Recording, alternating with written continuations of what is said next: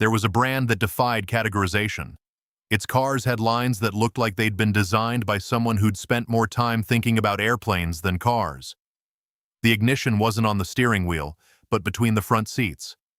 The trunk opened forward, like an airplane hood. And the driving experience had something its buyers recognized as their own from day one. For 64 years, that name was synonymous with a different way of making cars. They made seatbelts standard when no one else did. They brought the turbocharger to the mass market before anyone else, and they built a Scandinavian elegance that didn't need to imitate anyone, until one day it disappeared. The end of Saab didn't begin when the company stopped making cars. It had started much earlier, with a chain of decisions that gradually narrowed its room for maneuver until it vanished. Today you're going to discover how a brand capable of making cars that no one else dared to make ended up disappearing. And you'll understand why, when it seemed Saab could still be saved, the most important decision in its entire history was made far from Sweden. Stay until the end of the video and discover the whole truth. Welcome to AutoLedger. Saab was founded in 1937 in Trollhättan, Sweden, as a manufacturer of military aircraft. With World War II drawing to a close and military orders dwindling, the company sought new markets, and in 1945 began the project of designing a car. The first production car, the Saab 92, arrived in 1949, designed by people who had previously focused on aerodynamics before considering wheels. The result was a car with a drag coefficient better than many aircraft of the time. From the outset, Saab did things differently. It made seat belts standard in 1958, when no one else considered them necessary. It placed the ignition between the front seats in the 1967-99 model to reduce injuries in a crash. And in 1978, it launched the 99 Turbo, the first turbocharger accessible to the mass market, years before anyone else dared to try it. It was a small brand making cars for people who didn't want what everyone else wanted. If you ever knew someone who owned a Saab, you probably know the kind of person we're talking about. Saabs tended to end up in the hands of people who chose their car after much deliberation, people who valued engineering, safety, and good ideas over brand image. The architecture professor who showed up on campus in a 900 Turbo, the doctor who preferred something with character to the standard German sedan, the journalist, the designer, the one who read books no one else was reading. Saab had a tribe, and that tribe was loyal in a way few brands have achieved.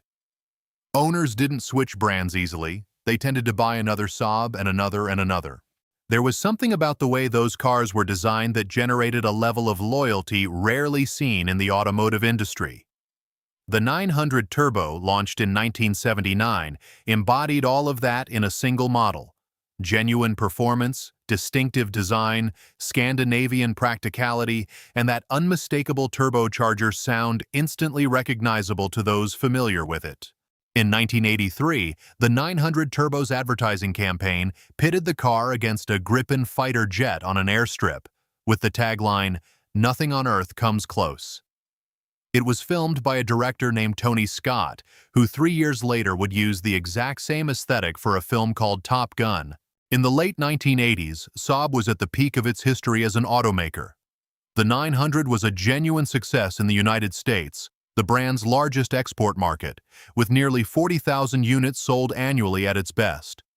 Its reputation for safety, technical innovation, and distinctive character was at its zenith. The 9000, launched in 1984 and sharing a platform with the Alfa Romeo 164 and the Lancia Thema, had propelled Saab into the European executive car segment without question. It was a small brand, producing around 125,000 cars a year, but with such a strong identity that it compensated for its size. Saab didn't compete on volume, it competed on personality, and in that arena, it won. It seemed impossible that something like this could disappear. And then General Motors arrived with an offer that, on paper, was exactly what Saab needed. In 1989, General Motors paid $600 million for 50% of Saab Automobile. The deal seemed logical. GM wanted a presence in the European luxury market after losing the bid for Jaguar to Ford, and Saab was a brand with a solid reputation and customer base. What no one clearly explained at the time was the true state of Saab's finances. In 1990, the joint venture's first full year, Saab posted losses of $848 million, which equated to a loss of $9,200 for every car sold. The company was grappling with a much deeper problem than just a rough patch. GM came in promising to provide scale, shared platforms, and a distribution network. What no one at Saab fully anticipated was what those words would mean in practice over the following years. During the 1990s, General Motors' influence became increasingly visible in ways that Saab fans recognized and disliked. The new Saab 900, launched in 1994, shared a platform with the Opel Astra. It was a good car, technically competent, but loyal buyers noticed something different, a sense that Saab's distinctive character was becoming more like what already existed on the market. In 2000, GM exercised its purchase option and acquired 100% of Saab Automobile. From that point on, the pressure to share platforms, reduce costs, and increase volume intensified to the point where the 2003 Saab 9-2X was essentially a Subaru Impreza with a Saab badge, and the 9-7X was a rebadged Chevrolet Trailblazer. MotorTrend described the process as turning Saab into a Soviet-style customer state. Saab produced around 125,000 cars a year, and at the prices of the premium segment in which it competed, that volume was insufficient to sustain the level of investment in independent development that the brand needed. To compete with BMW and Audi, it needed to differentiate itself, but GM was cutting precisely what made it different. Sales fell, justifying further cuts, which further reduced the gap with the competition. A vicious cycle from which there was no easy escape.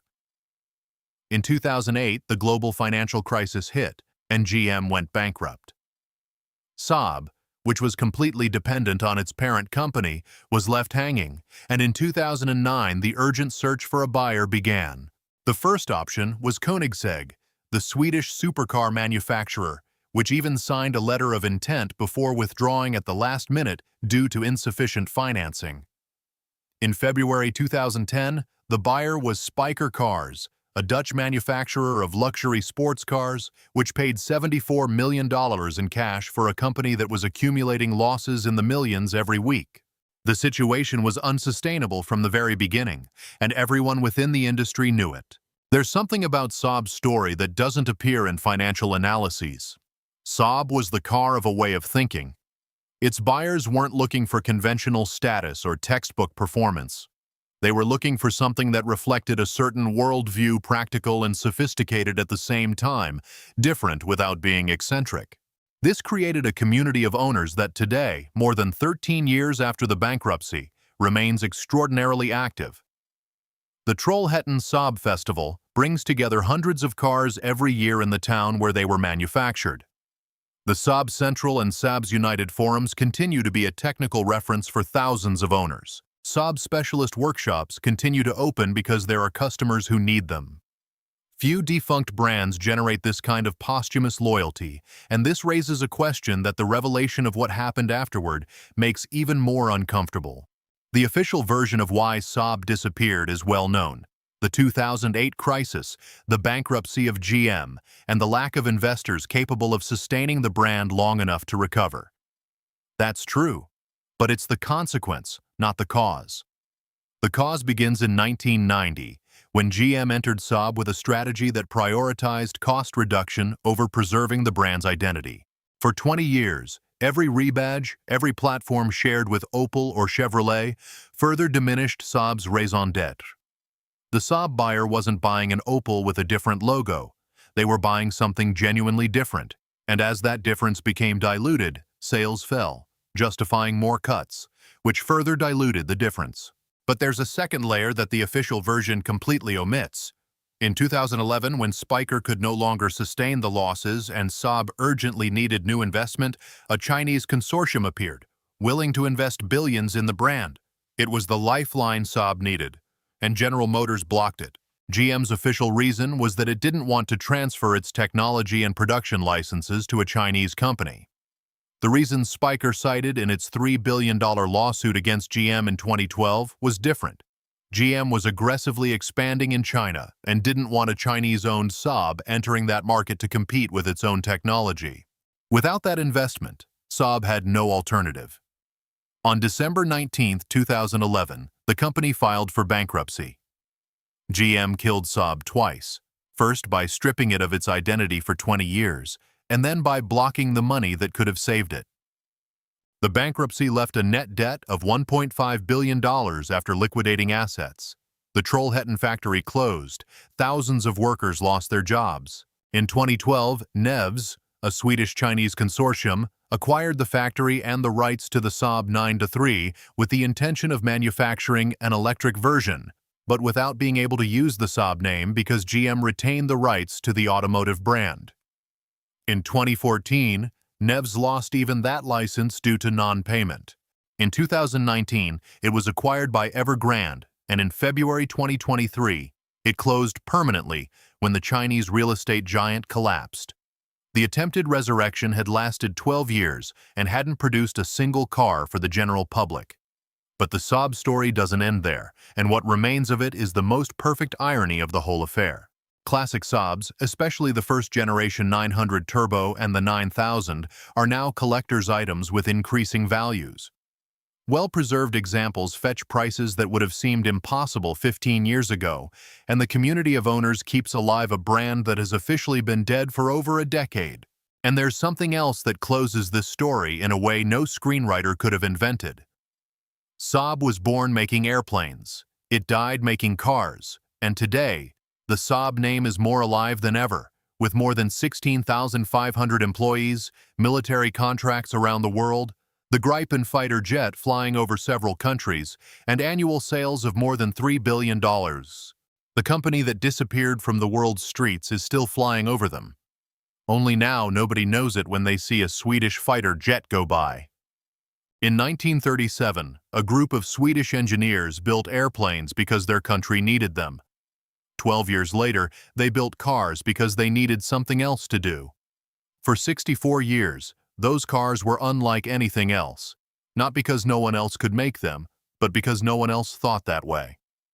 General Motors didn't understand that, or perhaps they did and didn't care. Sometimes a company doesn't disappear because its products are bad. It disappears because those who control it have other plans, and Saab wasn't part of any of them. If you found this interesting, I've included another video on screen that I'm sure you'll enjoy.